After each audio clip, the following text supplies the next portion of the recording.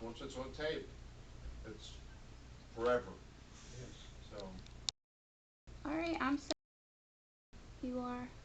We're good here. I'm just gonna kind of stand in the corner you're and gonna watch hang out it. over there? Yeah, I'm always afraid that the batteries are gonna die, even though I just put new ones in. So, Mr. Johnson, just to lead off, I'll just direct you a little bit, but we're really looking for your story and for you to tell the For story. you to ask the questions you want to know. I'll ask, if there's something that I feel like you might have left out, I'll ask, but, we're looking for you really to tell your story, because that's what we're here to hear. So, if you wanna start us off, just state your name, your age, and where you originally were from. My name is Arthur Lee Johnson. I was born in Orangeburg, South Carolina. Attended South Carolina State College, the College for African Americans. At that time, it was stated that things were to be equal, but were unequal, actually, because of the racial divide. My wife is here now, and she can add other things that I may forget. So, so originally you're from South Carolina, I was And- born in Orangeburg, South Carolina, in the Tri-County Hospital. so, so tell us about how you ended up getting into the Marines, and, your age at the time, and I what you did were not doing. volunteer for the Marines. You did volunteer for the Marines? No. This is I in South wanted to go, Carolina. Right. I wanted to go into the Army only because, we looked up to those who had served in World War II, who had, who seemed to be, doing well and were dating the, most attractive girls on the campus. He was in college. Well, that's always a good reason. I graduated from South Carolina State College with a liberal arts degree, maybe degree, prepared to teach if I needed to. However, during that time, I was drafted in Millville, New Jersey, into the Marine Corps. I always thought one had to volunteer for the Marines. I did not volunteer. I was put into the Marines. So you were drafted in South Carolina, Drafted in Millville, New Jersey. so you left, I was born in Orangeburg, South Carolina. okay, Attended college there, graduated there, and prepared to teach. okay, so that brought you up north. Yes. And then you were drafted into the Marines. Yes. So, Excuse me, he was told that the Army had met their quota, and that's why they Yes, I forgot drafted that him part. into the Marines. into the Marines. Yes. So, They had their quota, so I was put into the Marines. It was hard for me to believe that the Army had reached this quota because the Army is the most populous of the branches, yeah. in my opinion. So what year was this? Do you Same remember? as casualties. Do you remember what year this was when you were drafted? 49, 1949, approximately. So that's right about the start of the Korean War in Yes. '49. Yes. So do you remember boot camp at all? Boot camp at Paris Island, South Carolina. And, Further training at Camp Lejeune, North Carolina. and can you describe how that went? Only part I liked was the drill, marching. I could march then. Of course, I can't march now because of my injuries sustained in warfare. So, Injury in my femur and my direct hit into my left eye, 2 Purple Hearts, which are at home, I said, well, with my wife And these both occurred in Korea, obviously. in Korea, in the 30th parallel, dividing North and South Korea. So after boot camp, were you sent directly to Korea?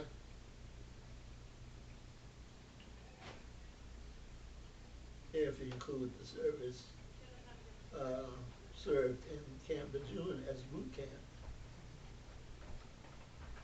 I don't know, is that part of You boot camp? weren't in the military? No, I was not in the military. Okay, I would think so. That would be part of it, part of the training. And as, I see you reached corporal, what was your training? Did you have a specific job that you were trained for in the Marines?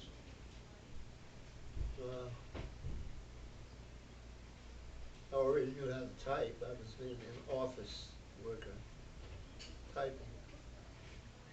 Computers weren't used in those days, Sure. probably not invented. So do you remember when you were shipped to Korea? What year?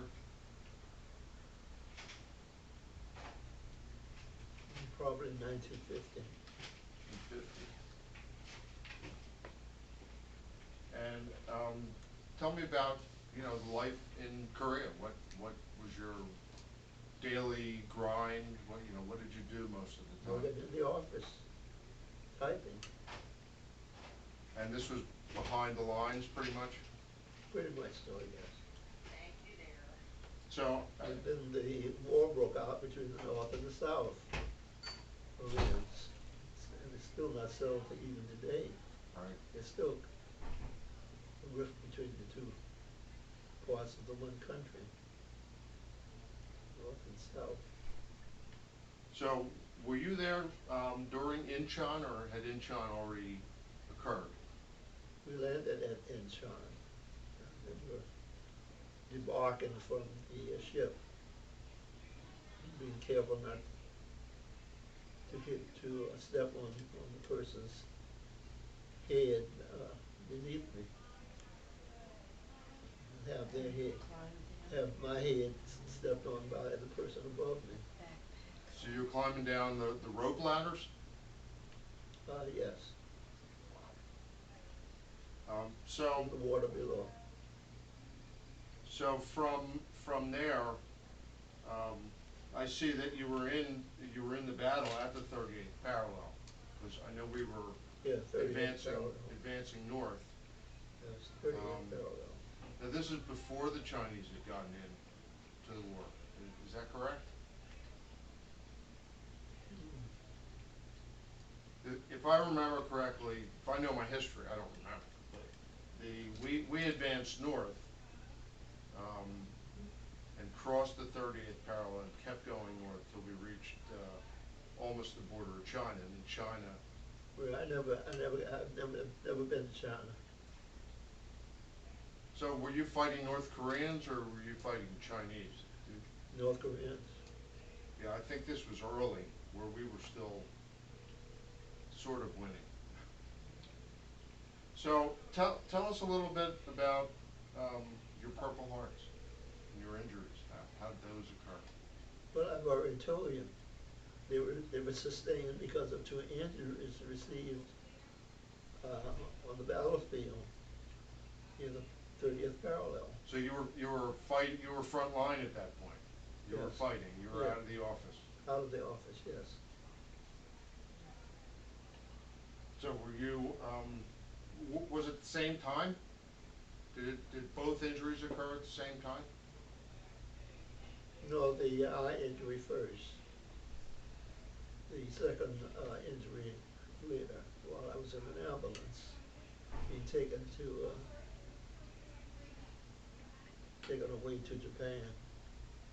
Well, within There were casualties who were deceased, or there were casualties who, there were casualties already in the ambulance who were dead. I was the only one alive. And that's when I asked the corpsman to be sure to take me away, because they're not supposed to fire, in international law, you're not supposed to fire upon a Red Cross Right, ambulance. but they were clearly firing, it wasn't a, Now, this they were was not a fi- stray shot? They were firing, and I was hit in the femur, in my right, leg, thigh, which I still have today. That's why I can't walk. Is, But I would like to walk again and receive help at Rothman Institute in Philadelphia, near Pennsylvania Hospital. so did the bullet shatter your femur pretty much? Well, I can't walk, so He was able to walk, he was 22, but they did a lot of surgery. And when I Go ahead, married sorry. him, we've been married 21 years, we were both widowed. And, that's when I found out that he had a metal rod still in his leg, where you put a rod to keep the bones to help them to mend. But eventually, after I married him, maybe 5 years into our marriage, he was having problem with that leg. He wasn't limping or anything, just walking normal. And driving the car. And driving and everything. He didn't have to use a cane or crutch or limp or anything.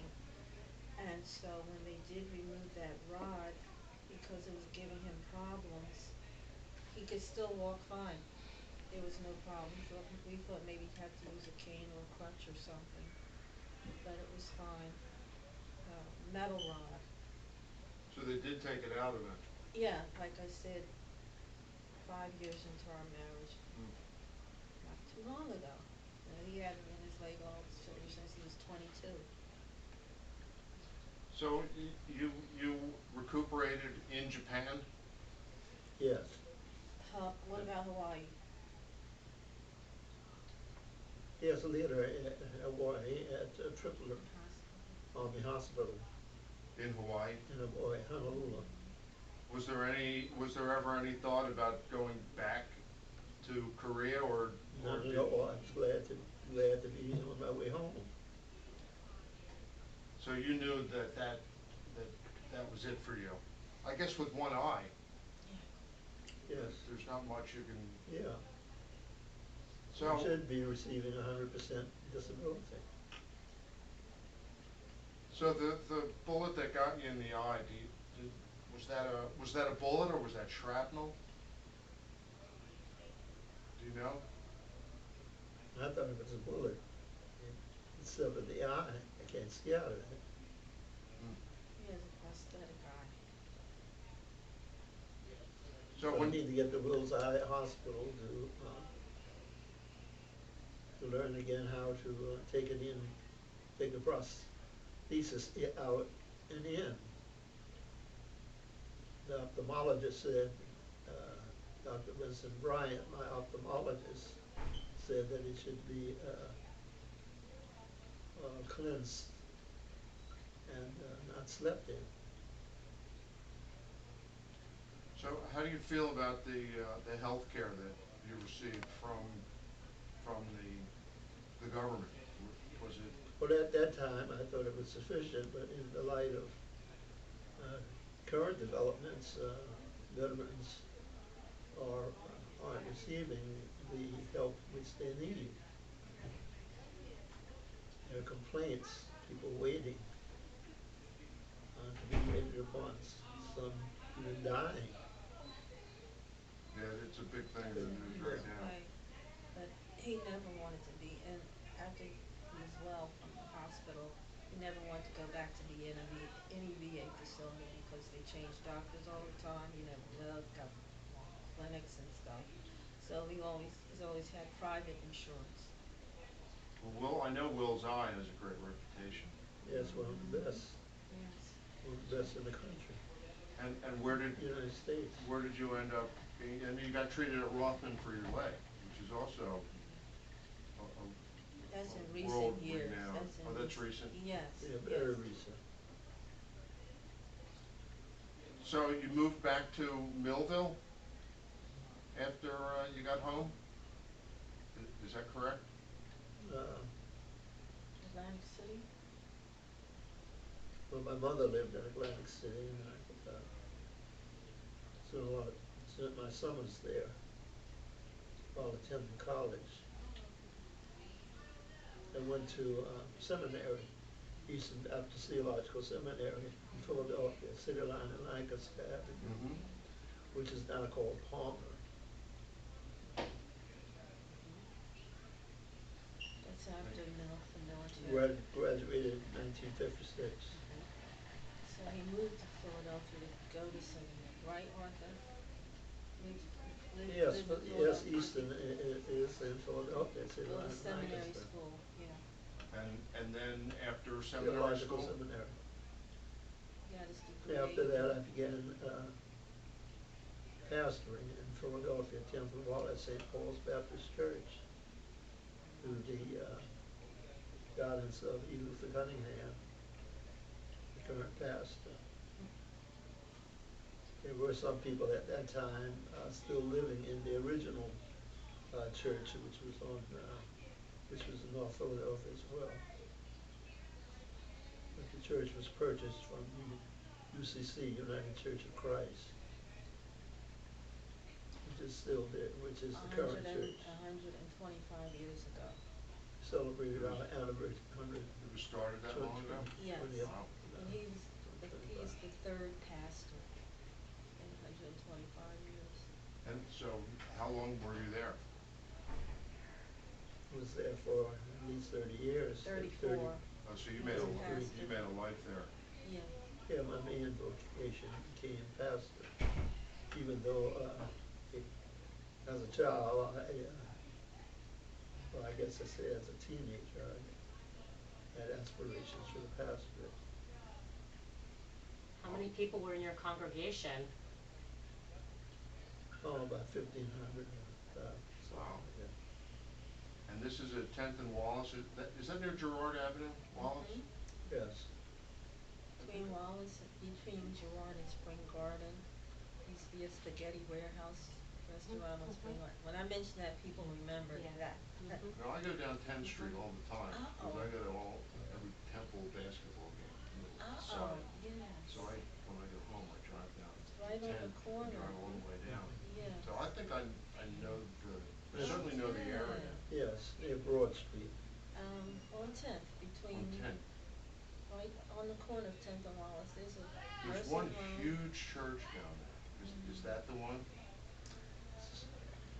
There's a Roman It's, Catholic church that's, That might be the Well, one. our I'm church thinking. is, back then. what do you call it, Yeah. Gothic brick, Right. that type of With structure. Right. Yes. There's an elevator in there which happened during my administration. An elevator was installed to help people to come up to the main sanctuary. So looking back, Parishioners. I'll just change subject a little bit, going back to your military career a little bit. Looking back on your military career, can you kind of give us a little summary of how you feel about the military, how you felt about your years in the military, and how you were treated by the military, after getting your injuries? Well, during the time of my military service, the I felt the medical care was sufficient. But now, as I reflect upon it, I wish I had never gone into the military at all. I have a daughter who's who's a Marine. It's the granddaughter. And correction, Alicia is a granddaughter. The second one is my daughter. First is And she's in the Marines First. now? Yes. yes, he's graduate, she's attending, Drexel University in Philadelphia.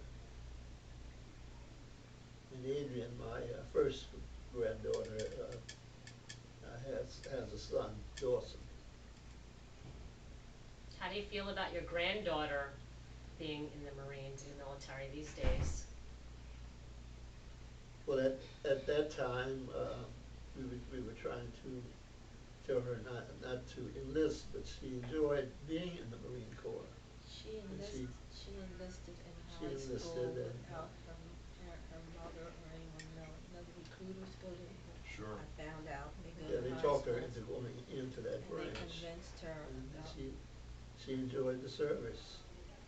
Now she's attending Drexel University at the University of Pennsylvania campus, that Right in the complex there, the hospital, University, Children's Hospital. So has she served her I wanted time? to say that she was on the women's basketball team in the Marines, plus she moved up and wanted to be what do you call, security guard.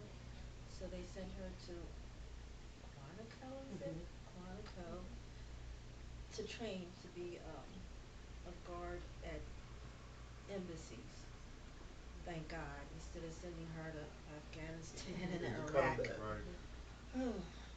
So that is what she did, Yeah, well, she achieved the rank of top sergeant.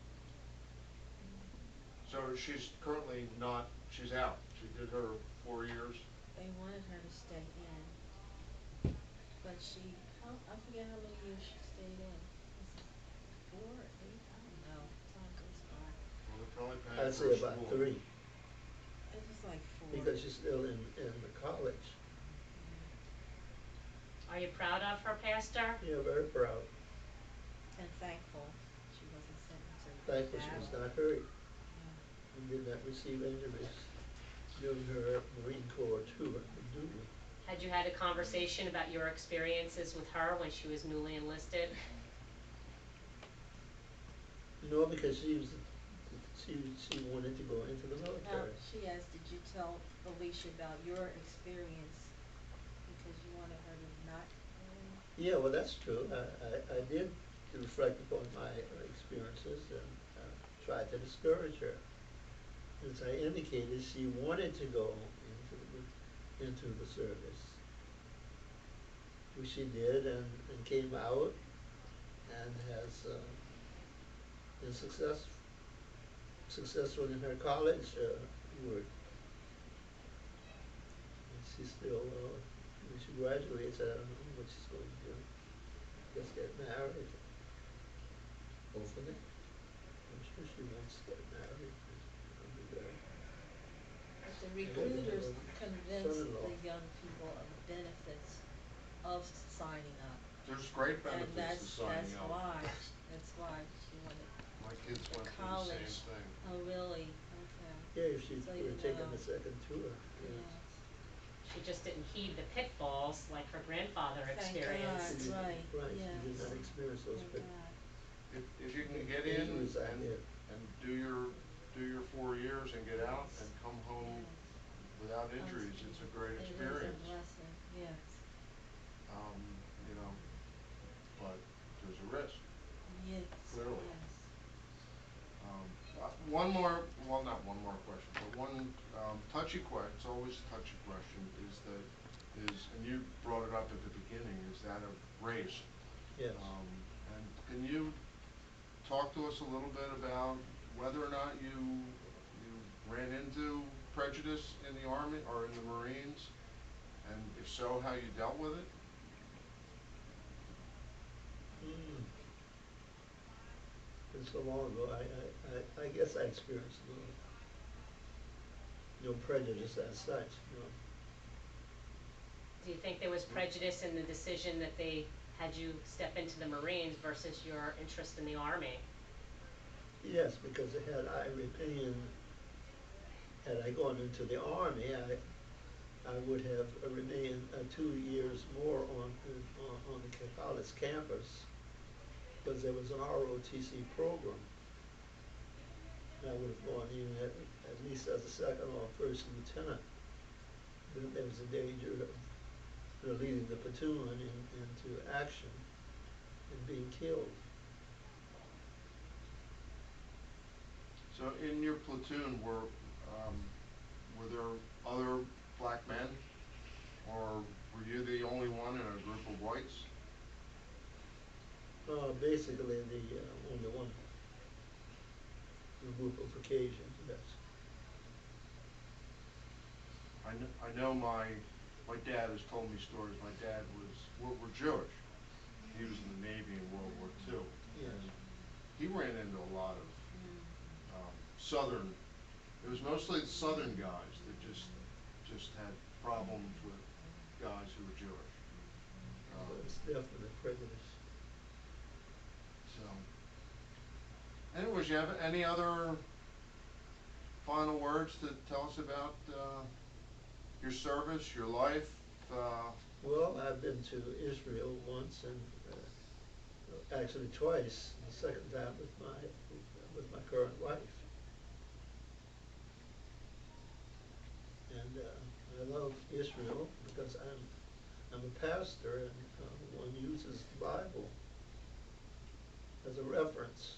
From A to Z, Abraham to time of Christ, Jesus Christ. All the New Testaments. What legacy would you like to leave for people that would be hearing your interview? I would like to leave a legacy for my own family and for all Christians everywhere.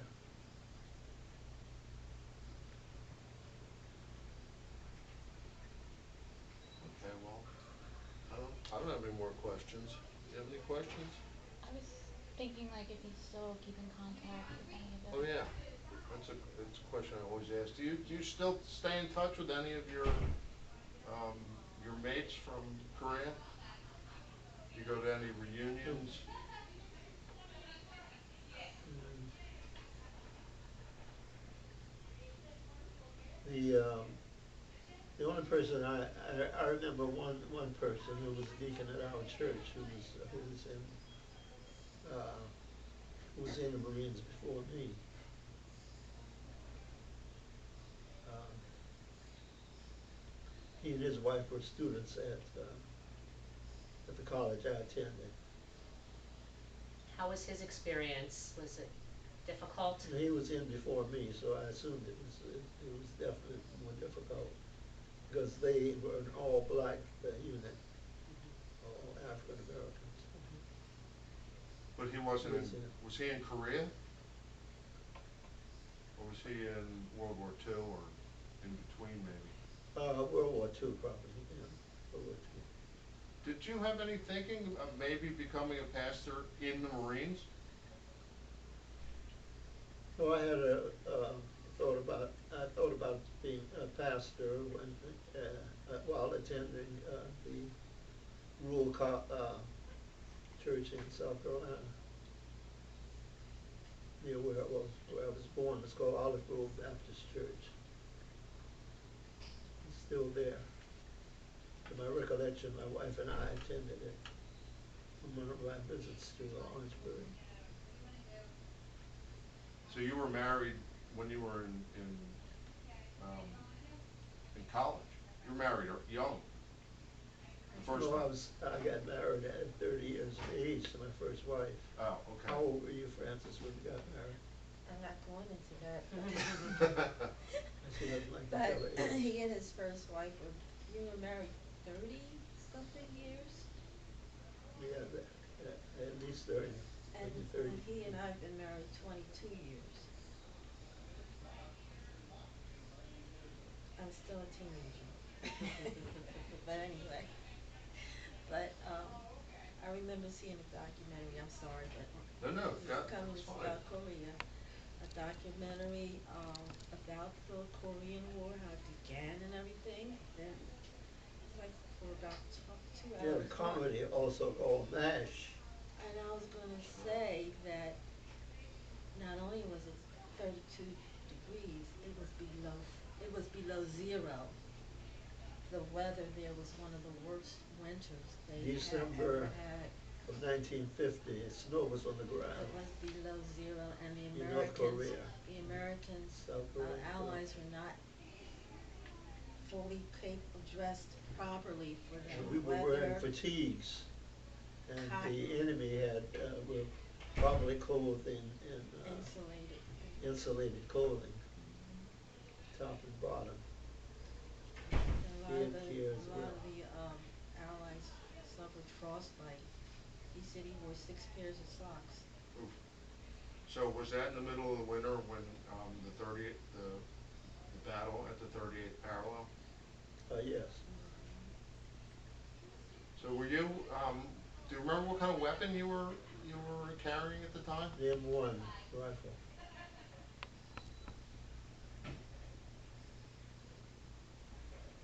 Um, Yeah, I can't imagine how cold that was. And I've seen a lot of those same documentaries. Yeah. And I was fortunate I did not suffer frostbite. Did the difficult and challenging times of your Marines experience empower you to be a better pastor?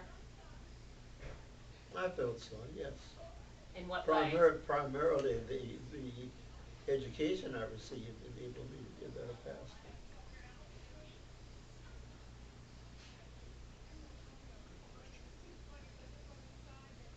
I don't know that I have any A lot other of questions. a lot of pastors did not go to seminary during that time. And now they are. Do you still get a chance to go to your old church? You ever get down there? Yes, I've been there several times. Yes, several times. Has it changed much? Well, in terms of tradition, we have a woman pastor who is very competent, highly educated, and who's from West Virginia. Her name is Leslie Callahan. Are you able to stay in touch with any of the people that were in your parish? Is it I don't know if it's a parish or Congregation. a congregation. Yes, yes. We were there Easter. I took him there for Easter Sunday services. So occasionally, Yeah, many of them mentions here. remember me. They definitely remember him because Oh, he Because I sure. was was there, I their pastor baptized some of them. and did their weddings, funerals, the Right. whole. He was their shepherd. I'm sure a lot of the Sure. kids have Well, grown up to have, very productive lives, and Yeah. Yes. You were part of it. yes. Are there any congregants in your memory that you had to minister and get through some challenging times, and you're particularly proud of the outcome of those experiences and interactions? Well, funerals and baptisms. Going to court with some people, Yes. being there like a spokesperson on their behalf. I know a lot of basketball justify players on came their out of that behalf. area. Wasn't Richard Allen Holmes? Yes. Wasn't that? Richard Allen. Yes, Bill Um, Cosby was raised over Right. in that Richard Allen homes. Right, Yes. And then he later went to Temple, a whole lot of Boston basketball players University. came out of that area. Yes.